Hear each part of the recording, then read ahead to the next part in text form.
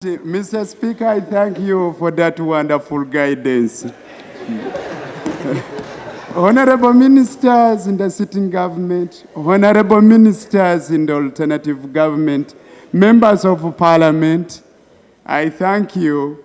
I take this opportunity to express my pleasure towards the manner I was treated by your office, Mr. Speaker, when I was sworn in expeditiously immediately after gazetting the results from Kawempe North constituency.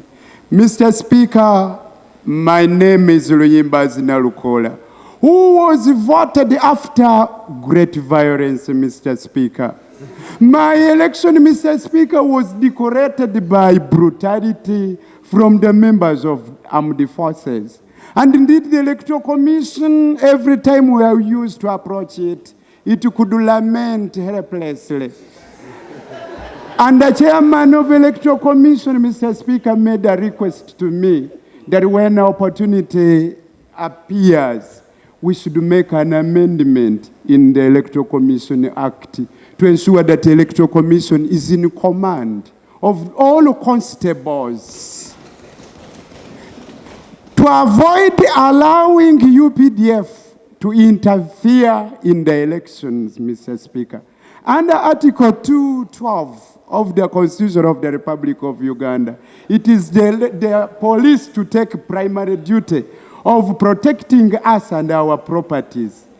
But it can cooperate with sister security organs. Unfortunately, UPDF invites itself before.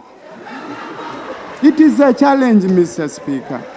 We are wondering, how would Uganda Police Force be overwhelmed by just a mere by-election in Kawempe North, not general election? We have water shortage in Kawempe North constituency. We have inadequate health facilities. We have only one medical facility, that is at Komamboga. But its facilities are inadequate as compared to the corresponding growing population in the Kawempe North constituency.